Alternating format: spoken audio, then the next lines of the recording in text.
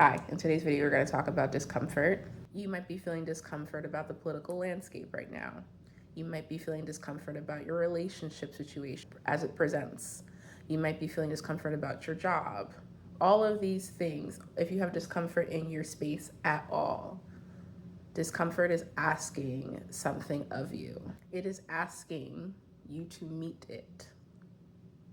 Discomfort is our soul's calling, our inner child's calling to not abandon what is underneath. So if you're someone like me who grew up in a very chaotic home or had a very emotionally unstable parent, or you had a lot of traumatic things happen throughout your life, and not just like one or two instances, but chronically, you're probably someone who has a hard time finding safety within your body. Very natural for us to look for safety outside of ourselves.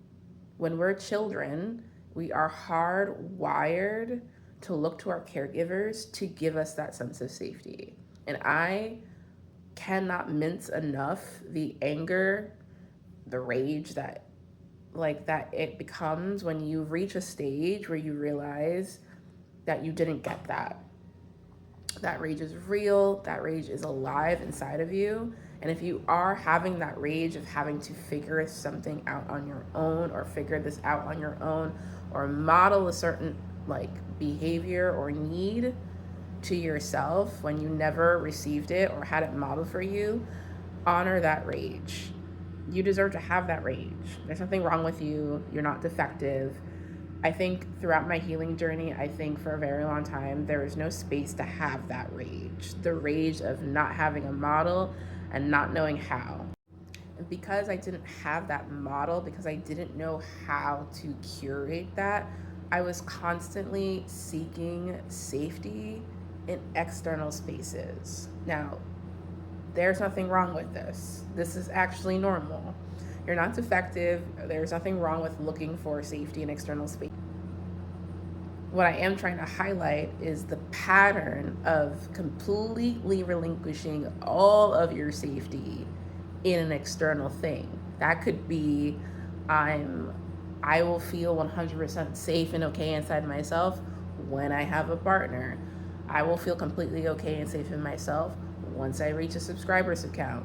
I will feel completely safe and okay in myself once I get a new job or once I make a new amount of money. It could be anything, right? It could be anything that we're looking for that external safety. For so long, I've moved through my life thinking that if I could just get my external circumstances to align to what my soul is calling me to do, what my spirit wants me to bring forth into this life, into this world, whatever that is, artistically and life alike, because you are a creative being. You are a creator. You're a divine being who is here to create and birth new worlds through your existence. I felt like if I could just get my external circumstances to align with me, then I will finally feel safe. I won't have to feel discomfort. Because discomfort in my childhood, discomfort at any stage meant that there was something wrong with me. When we don't examine the internal narratives we tell ourselves, it's very easy to make that mean something deep about our worth and deep about who we truly are. What comes up for you when you're feeling discomfort? And what do you make it mean about who you are? The thoughts that we have in our day-to-day are stories we tell ourselves. And those stories that we tell ourselves, the many thoughts that we have, also bring alive real somatic feelings in our body. It's not just the mind, it's also in our bodies. And I do a lot of somatic work with creatives and artists to feel this through. Where does discomfort live in your body? Is it in your head? Is your head raised? Do you feel it in your chest? Do you feel it in your stomach? Is it a combination of all three? And when you're thinking about these different locations in your body and how it impacts you and how it impacts your entire being, you energetically admit that out. Discomfort is asking you to rise to your actual soul's calling. So whatever the discomfort lies in, whatever the resistance lies in, whether it's creating the next thing or making more money or being more careful with your finances or a conflict in your relationship, or not feeling fulfilled in your job, the discomfort is asking you to rise to the soul calling. It's not a statement on how your life will be. It's not a statement on how your life is always going to go, because you are in constant co-creation. The discomfort is asking you to rise to it. It doesn't mean anything negative about you. For the longest time, I would sit in my emotional states like feeling X, Y, and Z means something's wrong with me. It's so easy to fall down those rabbit holes, and don't get me wrong, it's okay to be sad. I'm not dismissing the weight of feeling. It's uncomfortable, but resisting how uncomfortable it is for the fact that it's uncomfortable is you missing the medicine that lies underneath this. I've said this so many times in different videos, I think in different ways, but once you can assume discomfort is part of it and it doesn't mean anything about you, it doesn't determine anything about you, it doesn't say anything final about you, it doesn't dictate where you'll be or where you're going to go, it is just asking for a response from you. It could be a macro or it could be a micro thing. It could be you just need to take one step forward, or maybe it's asking you to be fully present with that real raw vision. How often do we sit with the visions of our future selves? And I don't mean in just a few months from now or 5 years from now. What is the future version of your creative self, the life that you want to have sitting in 10 years from now? What do they look like? What do they smell like? What are they wearing? What are they doing? What is feeding them joy and hope? We allow our resistance of rising to the response of our uncomfortable emotions stop us from being in tune with that is the signal that you are not in alignment with that future vision. And it's asking you to come back. It's asking you to come back and reclaim your power. Come back and reclaim how you'll respond to it. Because you are powerful, because you can create that. But too often, because our society demonizes emotions, it's very easy to fall into that trap of thinking that feeling the discomfort or feeling the frustration or feeling the anger or disappointment or whatever the negative emotion is a signal that our lives and who we are bad, worthless, terrible, whatever. And that couldn't be further from the truth. Anger, discomfort is all asking us to truly tap into what we really, truly, intuitively know about ourselves.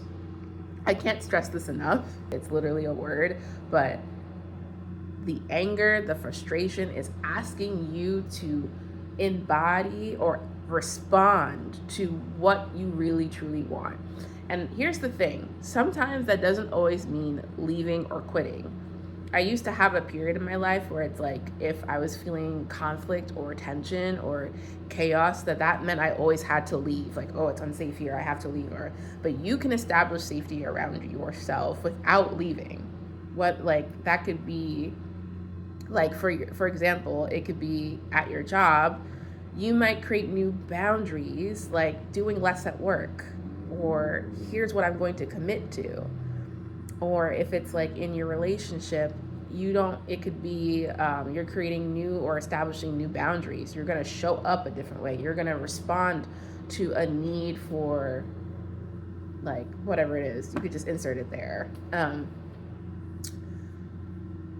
So like that way you can still establish a level of stability, or like you don't always have to flee in the midst of, feeling uncomfortable. Not every signal of discomfort is a signal to stop. Not every signal of discomfort or resistance is a signal that it's not for you, or that it's wrong, or that it's bad, but it's asking a part of you to rise. Whether that's establishing new boundaries for yourself, or moving towards that in a different way, or rising to a different posturing. There are many different ways in which where you can respond to it without it immediately meaning it's not for you or there's something bad or wrong about you.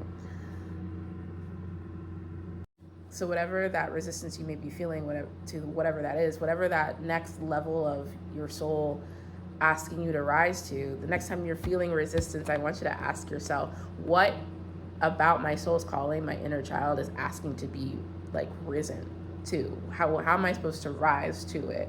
What is my soul, inner child asking of me that it's calling me back to not abandon? What parts of myself am I abandoning? Is it the play? Is it the fun? Is it the laughter? Is it the peace of mind? Is it the order? Is it the safety? Is it the respect? I want to leave like a list below of like what, like a universal list of needs, because every single one of these emotional spaces is asking us to meet our needs and to not abandon ourselves. So whatever that is present for you, I hope this encourages you to not resist resistance or resist discomfort. Discomfort and resistance is not a sign that something is wrong or that it's not meant for you or that you should quit or that there's something wrong or that you, whatever the story it is that you tell yourself that it means about you, that's what I find a lot of the time. It couldn't be further from the truth. If anything, it's a signal that we need to rise to that thing, whatever it's calling us to be, and you feel it in this moment as I'm saying it. And then you can ask yourself, what's one thing that I could do today to show myself that I'm rising to that? Give yourself gratitude, give yourself like patience, grace as you change your neural pathways inside yourself. And I hope this serves someone today. And until next time, y'all,